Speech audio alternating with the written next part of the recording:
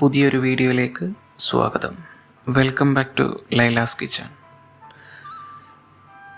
നമ്മളിന്ന് തയ്യാറാക്കുന്നത് പരിപ്പ് പായസമാണ്. അതിനായി നമ്മളിവിടെ ഉപയോഗിക്കുന്നത് കടലപ്പരിപ്പാണ്. ആദ്യം നമുക്ക് ഇതിനായി കടലപ്പരിപ്പൊന്ന് വറുത്തെടുക്കണം.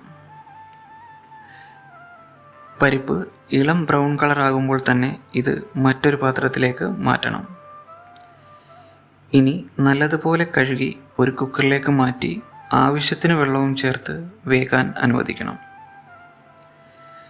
ഈ സമയം ഇതിലേക്കുള്ള തേങ്ങാപ്പാലിനുള്ള തേങ്ങ ചുരകിയെടുക്കാം. തേങ്ങാപ്പാൽ എടുക്കുമ്പോൾ രണ്ടായി മാറ്റാൻ മറക്കരുത്.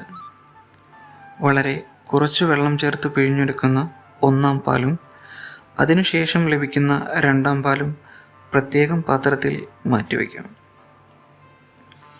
ഇനി പാകമായ പരിപ്പ് ചെറുതായി ഒന്ന് ഉടച്ചെടുക്കാം.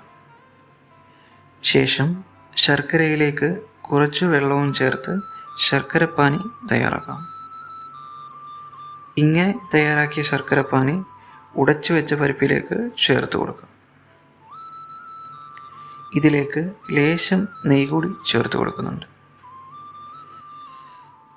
പരിപ്പ് നല്ലതുപോലെ പാനിയിൽ കിടന്നൊന്ന് തിളയ്ക്കണം. ശേഷം പിഴിഞ്ഞു വെച്ച രണ്ടാം പാലും കുറച്ച് ചുക്കും ഏലക്കാപ്പൊടിയും ചേർത്ത് നന്നായി ഇളക്കണം. നല്ലതുപോലെ തിളച്ചതിന് ശേഷം ഒന്നാം പാലും കൂടി ചേർത്ത് ഫ്ലെയിം ഓഫാക്കാവുന്നതാണ്.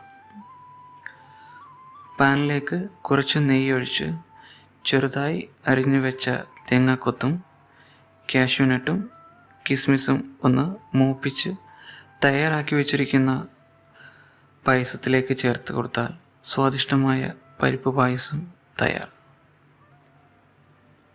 വീഡിയോ ഇഷ്ടമായാൽ ലൈക്കും ഷെയറും ചെയ്യാൻ മറക്കല്ലേ. Thank you for watching Lailas kitchen.